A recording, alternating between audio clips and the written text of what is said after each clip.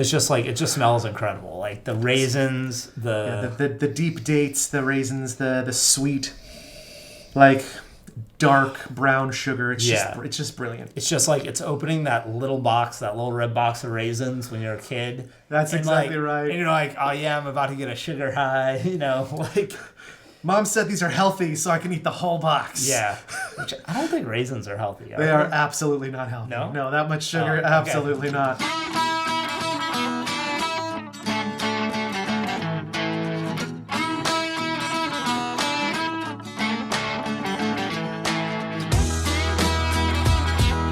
In Scotland, would you accidentally drive up to Talisker?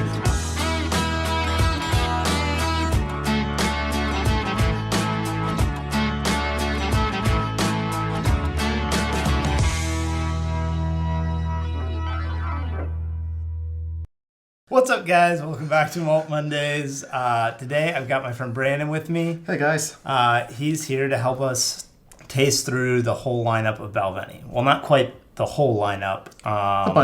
A bunch of it. This is pretty much the whole standard lineup, and including the new toasted American oak barrel, which I haven't had before. Brandon hasn't tried before, so that one's going to be new for us.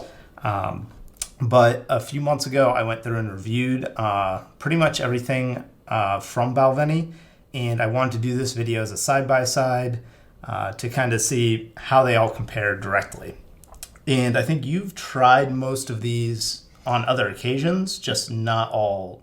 Not all at once. I'm fairly certain I've tried all but one or two of the lineup for this evening, and then the new one, obviously, I haven't tried yet.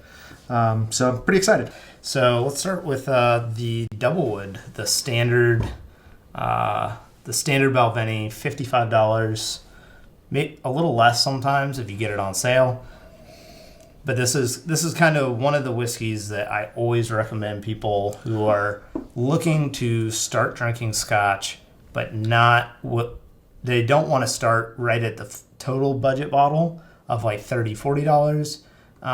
And they don't really want to go to the high end. I usually find this is a good middle ground. That's exactly what I was going to say. It's a pretty solid Scotch for like a mid-range Scotch. Really nice at that price point. Yeah, I get honey. I get a little bit of sherry because this is 12 years in ex-bourbon barrels and then a few months in sherry casks.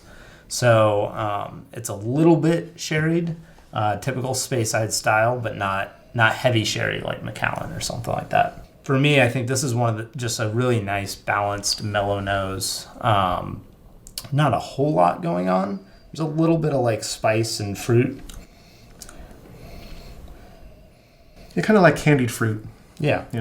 But overall, very approachable. I think it's bottled at 46 or 43% ABV. Yeah, 43%.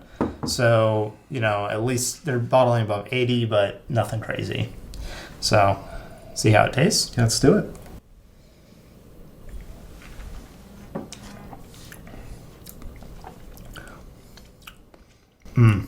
I really like that one. I think there's a reason why this is one of the bottles that I've bought multiples of over the years, because I kind of feel like it just works in every mood. It's very, very balanced on all sides of the palate. So if you like something a little bit sweet, the sherry's there for you. If you like something a little bit more, not necessarily smoky, but a little bit more earthy and kind of darker tones, it's got that too. Yeah, it's got just enough of the oak to balance out the sherry. Exactly. To be a little bit drier on the palate, without going overboard. And the sherry, again, this is definitely not a sherry bomb not anywhere close by any stretch of the imagination. But it is quite a bit more sherry influence than I would say something like Glenfiddich 12-year-old. Agreed. Or Glenlivet 12-year-old. So I'm really interested to try the next one, the Toasted American Oak. So before we go on, $55, would you buy it? Without hesitation. Absolutely. It would be something I kept on my shelf on a regular basis. Yeah. And I will say the biggest knock for me on this bottle is the artificial coloring. So I've been told by Balvenie representative at one point that their whiskeys weren't artificially colored. And then I was told by another representative that the single barrel whiskeys weren't artificially colored. So like the 12 single barrel and 15. And he was very specific about mentioning those two. So it leads me to believe that probably the first representative I talked to misspoke. Or was intentionally misleading just a little. Yeah, which, I don't know. I feel like they wouldn't do that intentionally. But again, I don't know legally where that obligation falls when it's not printed on the label. I don't know how legally culpable they are for the information that they... That's a good question, especially depending on what they use to color. Right. Well, it should always be E150A. Okay. Which is just caramel coloring, which is supposedly flavorless. However, if you add it to water, you can definitely taste it once you add a certain amount. But you have to add quite a bit to taste it, and it makes a dramatic difference. So, most people are pretty confident that it doesn't drastically alter the flavor. I just wonder from a false advertisement standpoint of how far can they go with making that statement? Right. Versus when they print it on the label, now they're definitely held liable for it. All right. So moving on to the new guy, right? Yeah, and this just came out a few months ago. So I haven't had a chance to review this one yet. I will be doing that soon. But this is 12 years old, finished in virgin oak casks. Not much to speak of about the nose here. Yeah, and this is a brand new bottle, so it's probably going to be a little more closed off. Need to open up a bit, but I would say it's definitely more muted than the the regular 12. Like without that sherry influence, adding the bright fruitiness up front, this is a little more closed off. But it does. It smells a little older to me, actually. And I think that's the extra char on the barrels. There's a little more of a woody aroma. I almost want to just let this sit here another minute so it can... I know. Aerate just a little more. And the one thing that is cool about this, so that Balvenie, David Stewart, their head distiller, is getting ready to retire. So he has his new protege that he's taken under his wing. I can't remember her name, but she's like 25. Okay. And so this is like her first bottle that she's really helped develop. Good for her. Yeah, exactly. So I think we just need to let this one open up a bit. I agree. So let's go on to the 12 single barrel and come back. I think that's a good idea. Yeah, because I'm not getting much on the nose, and I think it just needs to open up. All right, single barrel Balvenie. No artificial coloring, 47.8% ABV, first fill bourbon barrels. Okay. So I really like that they specify one that is first fill barrels because that's less common. Usually anything that's aged in ex-bourbon barrels is going to be a blend of first and refill. And then I like that they're upping the proof here. And the first fill just means that usually that you'll get more of the actual flavor from the barrel itself. Right. Yeah. So the first fill just means there was bourbon in it, and then this is the first time whiskey has been put in that barrel, versus a second fill or third fill cask. And so there's more of the oak available to interact. It hasn't gotten tired out as much. There's more of the bourbon still seasoning the wood, basically. Yeah. And I've always really liked this one, despite generally not liking ex-bourbon barrel whiskeys. What is it about ex-bourbon barrel whiskeys you don't care for? A lot of times I get a coconut flavor. Okay. And this one I don't really. I do get a lot of nuts and vanilla and like crushed nuts aroma. Mm-hmm. Very like Brazil or walnut, like something really nice and oily. Yeah, there's also like a little bit of like a sandalwood kind of, and then there's a little bit of a mint on the nose. I almost wanted to call it honey because it's got that sweetness, but I think like a sweet mint. That's exactly. Yeah, there's definitely a little bit of honey, and that's kind of Balvenie's distillery. Like from their stills, their barley, their yeast. That's kind of one of their tasting notes. Yeah. Yeah, I really like the aroma on this one. It's again Ex-bourbon only whiskeys are always very light on the nose, especially with Balvenie because it's a lighter spirit. Right. That is very nice. Yeah. I feel like the nuts still stand out on the tasting as well, on the palate. But you get a lot more flavor than aroma on this one versus, I would say, the regular 12 has pretty equal. Like the aroma is more powerful, but the flavor is less so. This at the higher ABV, the nose is a little restrained. But the palate is much more intense. Yeah. And I think this is like the perfect alcohol for ABV for Balvenie. The 47.8, it gives it this really luscious, rich texture. Really bright mouthfeel and texture, absolutely. Yeah. So the question is, would you buy this over the standard 12-year-old? I hate to say it, but I think I would. You would? There's something about just the overall palate. There's something about that nuttiness that makes it just a little bit different than the standard that I actually really like.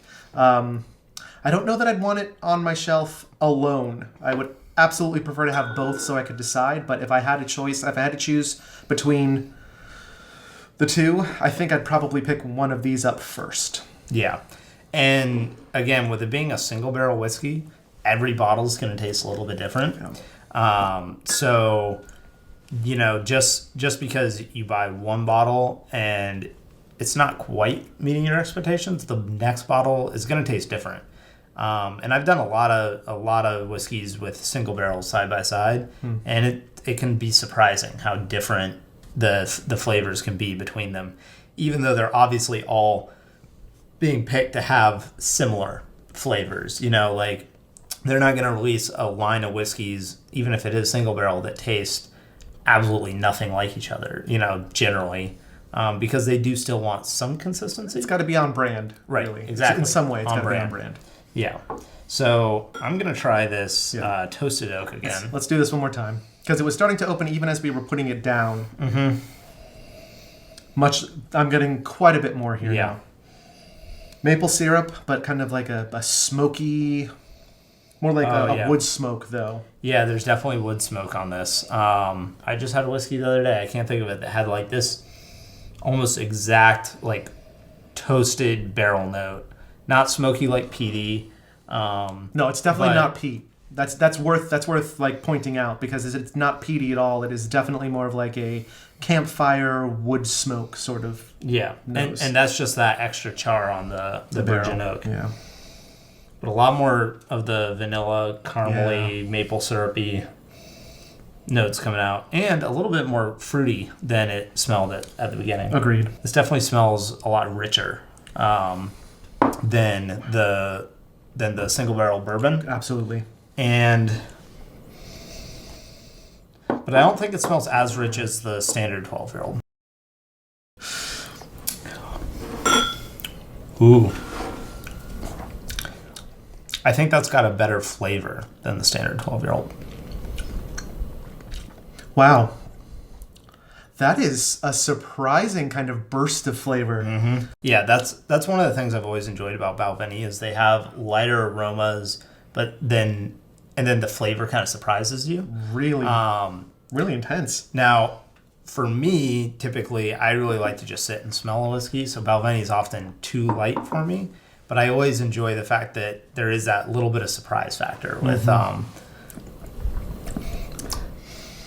where the nose is often a little bit restrained, and then the palate kind of just smacks you with juicy fruits and that firewood smoke is definitely present as a result of that kind of additional char they put on the barrel. Mm-hmm. I was trying to remember. I've tried another Scotch some time ago that was supposed to be a second char as well, and did not care for it. It was almost too much. Like they overcooked it, overburned it, and it just was not pleasant. Mm-hmm. This is very nice. It's definitely adds to the flavor of the whiskey rather than subtracting from it. Yeah. I still don't. So I don't know for sure though if this one tastes a little hotter to me than the standard 12-year-old. Like I get a little more spice, oak spice and whatnot on the palate. So I don't know if you're new to Balvenie, if you're looking for one to pick up. Might be too intense. it might be a little more intense than the standard 12, but I think it's a little more interesting. Agreed. Yeah. I think the standard 12-year-old is a little too, I don't know, maybe it's just because I've had it so many times, but it's a little more of just a standard flavor profile, and I think this has a little more to go on. I think if you're looking to get introduced into scotches, then the standard 12 is probably a better direction to go. If you've tried a few things before and are looking for something a little different, this is definitely something worth picking up. Yeah, and I think if you tend to drink bourbon also, I think both this and the single ex-bourbon barrel are going to be a little more up your alley in terms of the sweetness level, the caramelly vanilla flavors. Yeah. What's the price point on this one? $60. That's pretty reasonable. Yeah, it is. Yeah, so all three of these are between $55 and $70. So they're all about the same price. Wouldn't hesitate to pick up a bottle of any of the three at that price point. I still think probably my favorite of the three is the 12-year-old single barrel so far, but I'm going to have to revisit this toasted oak. Agreed. Because first tasting is always, not always the best impression, or got to come back to it. Sometimes it is the best impression, and it gets worse from there. Sometimes it's easy to be swayed, the new bottle that you just got, but let's check out the 15-year-old single barrel. Do that. And right away, much darker color. And you said this is one of the ones that they guaranteed was a natural color? Yeah. Okay. And all sherry cask. Yeah. Yeah. And the color match is what I'd expect. Again, 2 representatives have told me it's natural color. So the other one was 1 for 2. This is 2 for 2. 2 for 2. I don't think it says on the bottle, but it would be hard and kind of pointless to do artificial coloring on a single barrel product. And I would say it's not artificially colored because I have other bottles of this that are more or less the same. This one's a good bit lighter. This one's darker. Those are a little more closer together, but that one's quite a bit darker. So they're definitely not staying consistent between individual barrels. They're not creating a consistent enough product that if they were trying to color match to guarantee that's where they were. Right, exactly. So typically coloring would be done to keep consistency across every batch, and every bottle I have of it's a different color. So I'm going to say our natural color. Fair enough. What do you think on the nose on this one? So the problem is that I have always been a fan of sherry whiskeys. It's where I started. It's how I kind of got introduced. I like the sweetness, so I take this, and the nose is, yep, that's sherry. Yeah, that is a sherry cask. Yeah, this is just like, wow, like sherry, big sherry bomb. Just big, bright cherry like scents and sweet and now, if you were to ask me, is it balanced? Is there complexity to it? Not so much. If I want a sherry, this is where I would go. Yeah, this is definitely the dark raisin cherry. Yeah. This is noticeably spicier on the nose. More of like your cloves, cinnamon, those kind of baking spices are there. You can smell more of the oak now that we're getting a little bit older. Absolutely. But the sherry is definitely the dominant. It's front heavy with sherry. And if you like sherry, this is the way to go. Now, like I was saying though, there's a big difference in color between different bottles of this. And in my experience, the darker the color has had a direct correlation with how much sherry influence there is. That shouldn't always be true. But it makes a certain amount of sense. But at least within the bottles that I've had, the darker colored ones have been noticeably heavier sherry influence than the lighter barrels. So if you want a more balanced one, you can pick up a lighter bottle. So just take them out of the tin and check.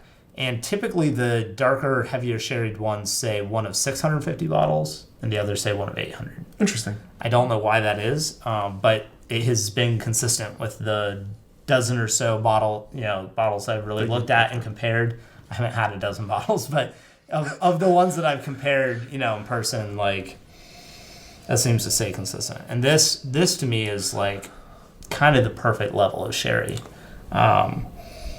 It's rich. It's heavy. It's fruity. Yeah, I could just, this is one I could just sit and smell for quite a while.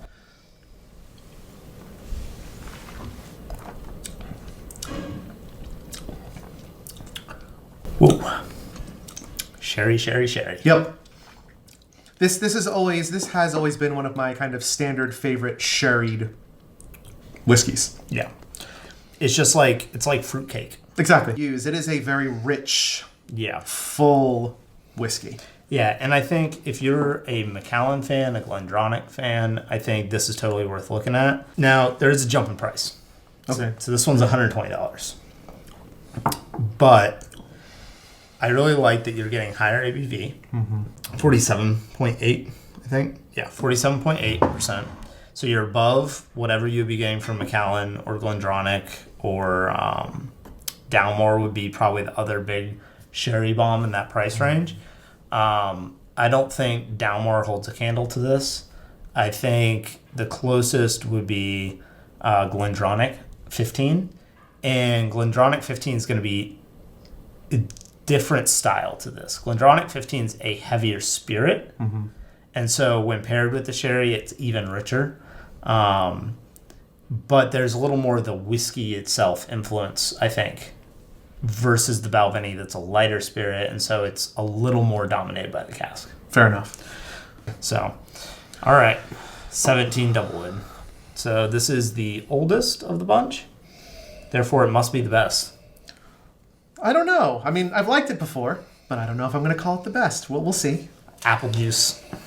Very much so. And after that sherry bomb, my nose is a little burned out. All right. Yeah, and so that's the thing. So the 17 is 17 years in ex-bourbon barrels, 3 to 6 months in sherry casks.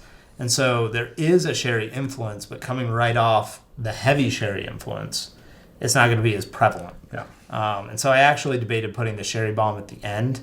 But I kind of wanted to see, like, does that cask add more flavor, or does the age, like, how does that interaction play out? And I think for sure the 15 is by far the richest, most heavily flavored. Absolutely. So if that's what you're looking for, the 15. You've got your choice already done for you. However, I think the 17 is probably the best put together. Just off the nose, that apple. There's like notes of citrus, like lemon or kind of lime. The honey's still there. You still get some nuttiness. The oak is coming through. It's a little bit of cinnamon, and the sherry is there. There's still a little bit of like a date, like kind of that sweet stone fruit underscore. Yeah. No, I absolutely love the 17. Again, though, very light style. Very much so. So it's very much in line with the 12. And if you go back to the 12.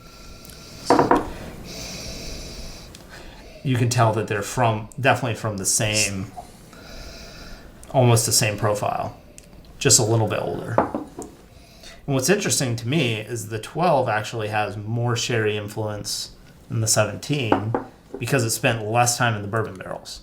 So they spent about the same time in the sherry casks, but the 12 leans a little more sherry cask influence because it had less time in the bourbon barrels.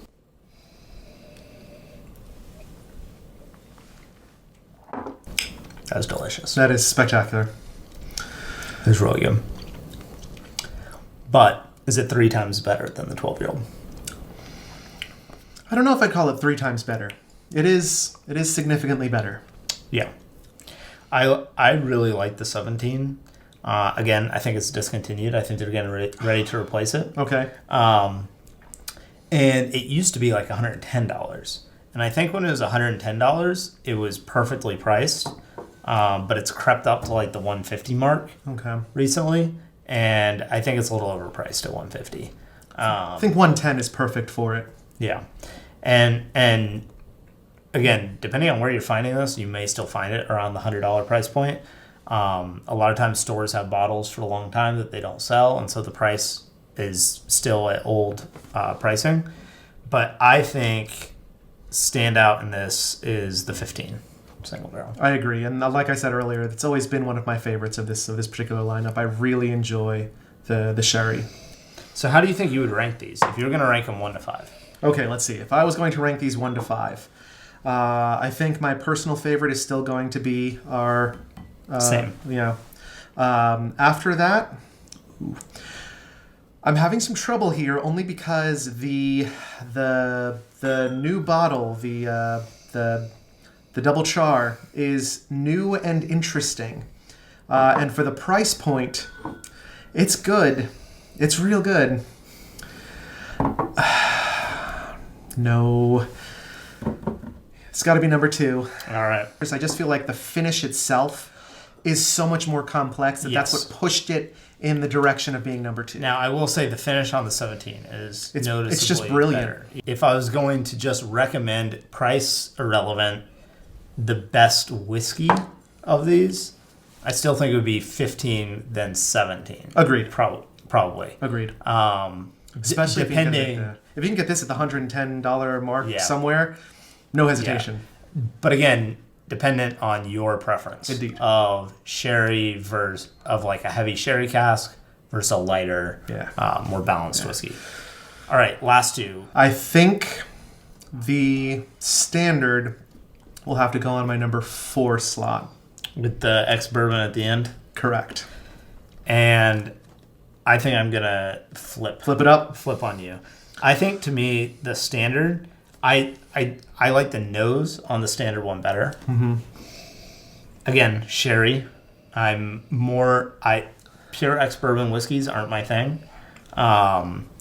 They typically aren't my thing. But to me, the standard 12-year-old, when you taste it against a lot of other Speyside ex-bourbon sherry finished whiskeys, it doesn't stand out from those at all. Whereas I think the first fill ex-bourbon barrel does have a unique profile that stands out. So although I think aroma-wise, if I just had to pick just off smelling them, I would almost instantly pick the Doublewood. Doublewood, yeah. But as a complete package, higher ABV, better mouthfeel. I think it's a little more complex flavors on the palate. I think the finish is a little bit better. I would do the I can see barrel. that. I can absolutely see that. So there you have it. 15-year-old single barrel is still the best. I would say it's overall the best in their lineup, even including the 21-year-old Portwood. Okay. I think because this is half the price of that, and the 21-year-old Portwood again is such a light whiskey that unless that's what you're specifically looking for, I think the 15-year-old single barrel, being able to buy 2 bottles of it, one that's really dark in color, one that's lighter in color, that are not going to have the exact same flavor profile. I think that's a bottle that to me is fun to pick up multiple times because it's a little different every time, and it's always really good. It's always going to be an above standard Scotch for sure. Yeah, and like, dude, just going back to it, like, it's just like it just smells incredible. Like the raisins, the deep dates, the raisins, the sweet, like dark brown sugar. It's just brilliant. It's just like it's opening that little box, that little red box of raisins when you're a kid. That's exactly right. And you're like, oh yeah, I'm about to get a sugar high. You know, like. Mom said these are healthy, so I can eat the whole box. Yeah, which I don't think raisins are healthy. They are absolutely not healthy. No, that much sugar, okay. Absolutely not. But yeah, I mean, this is a really, I think this is one of the few remaining great sherry cask whiskeys until you get to exorbitant prices. Yeah. And for a lot of people, though, this is pretty close to exorbitant price. I mean, $120, let's be honest, is well into top shelf special occasion bottle. And I think if you're buying one of these that is very darkly colored and looking for that heavy sherry cask influence, you're going to be happy with it. Yep, absolutely. So, anyway, thank you guys for watching. If you enjoyed this video, give us a thumbs up and subscribe to the channel. And let us know down in the comments below what your favorite Balvenie is. And I would like to give a shout out to our patrons at the sponsor level, Dan Dickhouse and Lorraine Denisi. as well as Dana King at the Raise a Glass level. So this is a cheers to Dana. Do you have anything left? That counts. So until next time, guys, drink more whiskey. Thanks for watching. Have a good one.